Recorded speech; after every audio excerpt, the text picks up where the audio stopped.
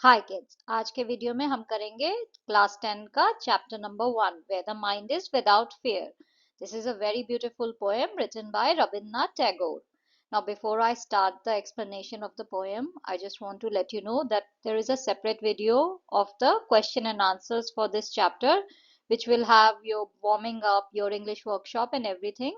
So that video is going to be separate. The link for that video would be in the end of this video, and it will also be uploaded on the playlist on the channel. So do check it out. Where the mind is without fear, यानी कि जहाँ पे मेरे दिल में कोई डर ना हो, ऐसी जगह जहाँ पे मैं निर्भय होके रह सकूं. तो ये जो पोएम है ये रविन्द्रनाथ टैगोर ने लिखी थी इंडिपेंडेंस से पहले. उन्होंने एक बुक लिखी थी गीतांजलि, जो कि जो है एंथोलॉजी थी, यानी कि पोएम्स का कलेक्शन थी. तो उसमें बहुत सारी पोएम्स थी और उसमें से एक थी where the mind is without fear. ये जो है ये प्रोफाउंडली सेंसिटिव पोएम थी, यानी जो है ये इतनी भावुक करने वाली पोएम थी कि आप जब इसे पढ़ोगे तो आप इससे अलग ही लेवल पे कनेक्ट कर पाओगे. बहुत ही फ्रेश है, बहुत ही ब्यूटीफुल है, और इसमें जिस तरह से उन्होंने चीजों को एक्सप्रेस किया है वो बहुत ही नई अप्रोच थी. उन्हें ये जो बुक है गीतांजलि, इसके लिए नोबेल प्राइज भी मिला था, और वो पहले नॉन यूरोपियन थे जिसे लिटरेचर में नोबेल प्राइज मिला था. ये जो बुक है उन्होंने लिखी थी, ये बंगाली में लिखी थी, और ये जो पोएम है इसे उन्होंने जो है बाद में इंग्लिश में ट्रांसलेट किया था. Tagore live during the time when India was ruled by British. तो टैगोर जो है वो जिस समय रहते थे, जिस समय वो पैदा हुए थे, उस समय ब्रिटिश शासन था. In this poem, besides political freedom from British, Tagore also appeals to God for social, educational and economic freedom for the people of India.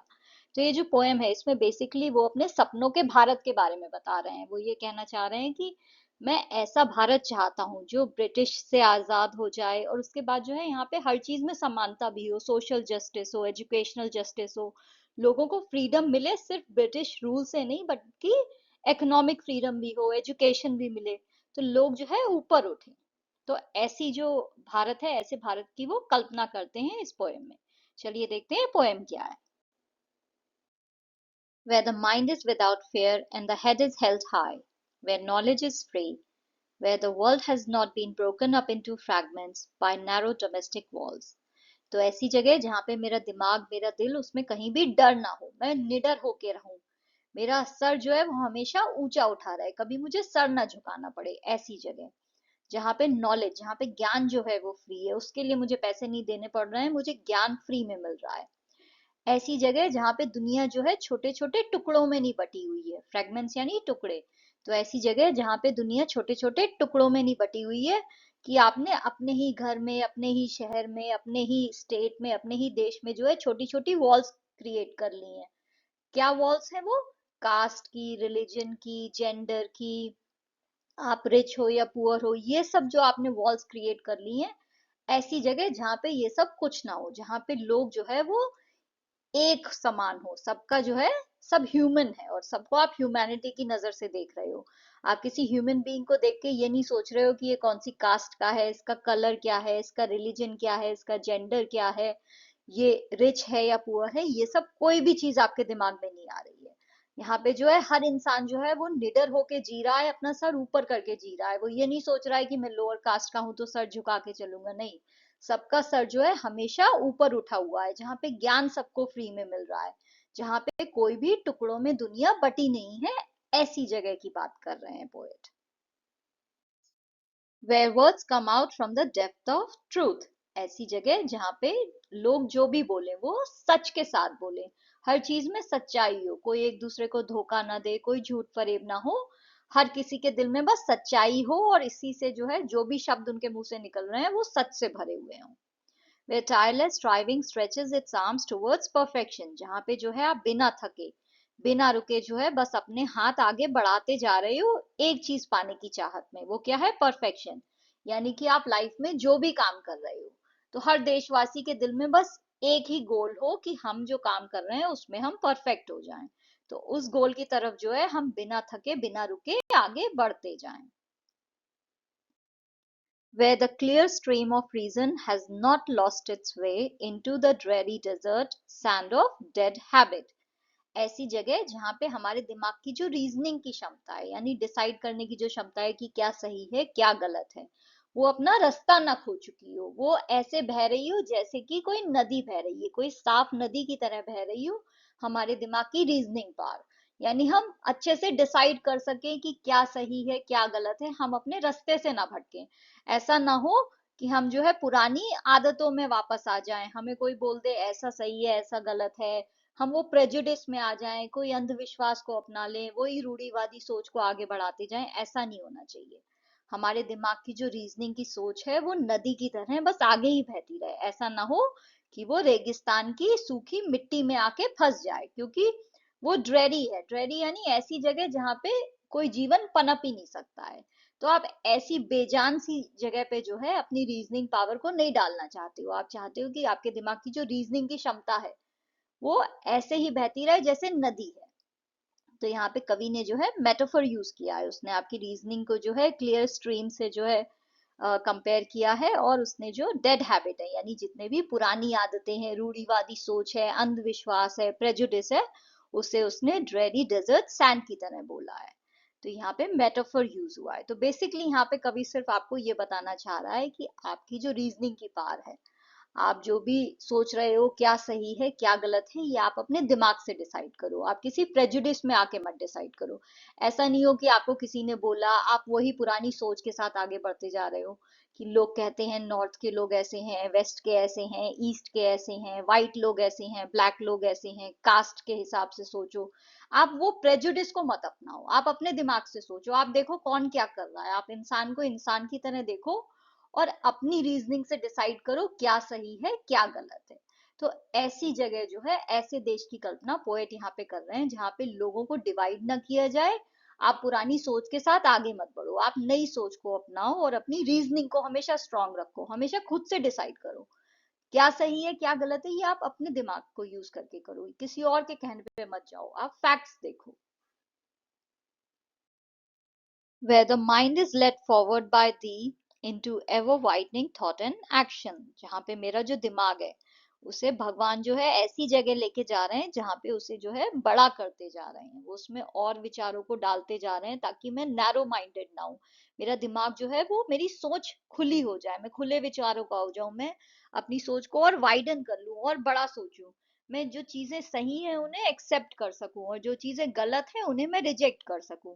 ऐसी जगह भगवान आप मेरे दिमाग को लेके जाओ। तो यहाँ पे आप देखो ये जो दी है इसका मतलब है हम भगवान की बात कर रहे हैं। एंड यहाँ पे फादर, तो आप देखोगे यहाँ पे फर्स्ट लेटर जो है वो कैपिटल है एफ, एंड यहाँ पे टी। तो जब भी आप भगवान की बात करते हो, क्योंकि वो ऑलमाइटी है, वो सबसे बड़े हैं, तो इसलिए जो है जब भी भगवान को रेफर करा जाता है कहीं भी, तो आप वो जो फर्स्ट लेटर है वो कैपिटल रखोगे। अगर आप गॉड लिख रहे हो तो आप जी कैपिटल रखोगे, अगर आप फादर कह रहे हो तो आप एफ कैपिटल रखोगे, बट आप फर्स्ट लेटर को जो है हमेशा कैपिटल रखते हो जब भगवान की बात होती है। तो यहाँ पे पोएट जो है वो ये कहना चाह रहे हैं कि आप जो है भगवान जो है मेरे दिमाग को ऐसी जगह लेके जाए, मुझे इतना शक्तिशाली बना दें कि मैं जो चीजें हैं उन्हें एक्सेप्ट कर सकूं, जो नई चीजें हैं नई सोच को अपना सकूं, मैं ओपन माइंडेड हो जाऊं, मैं अपने दिमाग को बड़ा कर सकूं, खुले विचारों का हो सकूं, जहाँ पे मैं हर चीज को जो है रीजनिंग से देख के जो है फिर डिसाइड कर रही हूँ कि ये जो सोच है ये सही है या नहीं है, अगर उसने वो कहा तो सही है या नहीं है, अगर वहां ऐसा हो रहा है तो क्यों हो रहा है। हर चीज में आप रीजन कर रहे हो। ऐसा नहीं है कि 10 नए लोगों ने आपको आके कह दिया, अगर मैं आपसे कह रही हूँ कि नहीं ठीक है ऐसा करो, नहीं, आप अपने दिमाग से सोचो कि मैं जो कह रही हूँ, आपके पेरेंट्स जो कह रहे हैं, उनके पेरेंट्स ने जो कहा, आपके दोस्त जो कह रहे हैं, इन सब में कौन सी चीज आपको सबसे ज्यादा लॉजिकल लग रही है। और फिर अगर आपको उसमें भी नहीं समझे तो आप हर चीज को फैक्ट्स पे देखो, हर चीज के बारे में फैक्ट्स पता करो कि अगर मैंने आपसे ये कहा तो ये मैंने क्यों कहा, इसके पीछे क्या बेसिस था, फैक्ट्स कहाँ है, फिगर्स कहाँ है। तो हर चीज को जब आप लॉजिकली सोचोगे और लॉजिकली देखोगे तो आप जो है सही चीज को अपना पाओगे। और अपने ब्रेन को हमेशा इतना ओपन रखो कि अगर आप जो है कोई गलती करो तो इसे एक्सेप्ट कर सको, अगर आप कोई चीज जो है कोई दूसरा सही कह रहा है तो आप उसे अपना सको। हमेशा जो है इस सोच के साथ रहना है, लिबरल व्यू होना चाहिए कि मैं दूसरे की सोच को जो है अपना सकूं, इतनी मेरे अंदर शक्ति हो। Into that heaven of freedom my father let my country awake।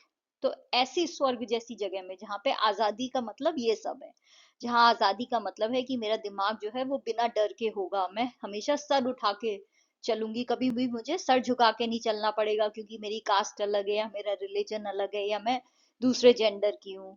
जहाँ पे मुझे ज्ञान फ्री में मिलेगा। हर कोई जो है वो, हर किसी के पास ज्ञान है और सबको ज्ञान मिल रहा है, एजुकेशन फ्री है।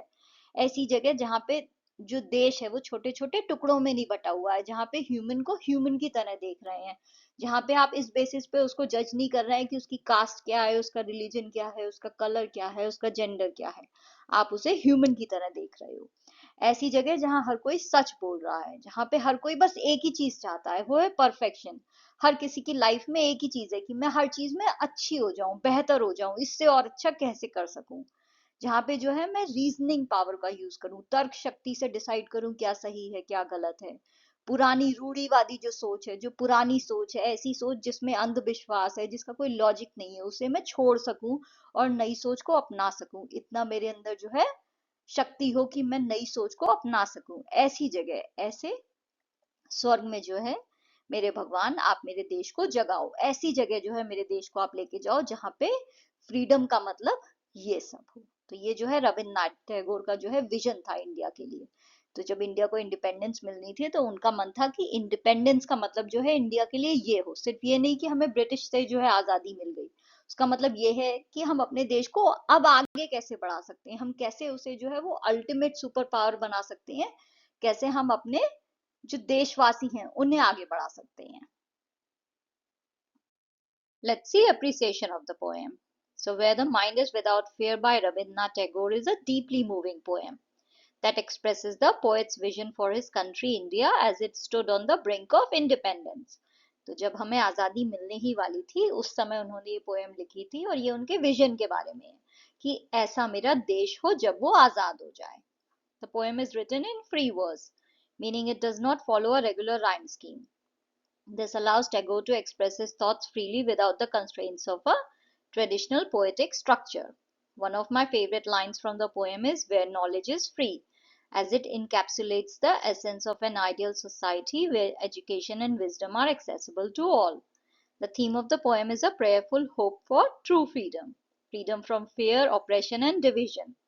Tagore dreams of an India where knowledge is free, where the world is not divided by narrow domestic walls, and where words come out from the depth of truth. He envisions a society where tireless striving stretches its arms towards perfection, and the clear stream of reason has not lost its way into the dreary desert sand of dead habit. So figure of speech that is used is metaphors use हुए हैं इस line में, then personification use हुआ है. Special feature of the poem includes its free verse form, simple yet powerful language, and a tone that is both prayerful and hopeful. The implied meaning suggests a broader message beyond the context of India, appealing to universal aspirations for freedom and progress. तो basically ऐसा नहीं है कि ये poem सिर्फ India के लिए, अगर आप देखो तो ये हर देश के लिए अप्लाई होती है, राइट।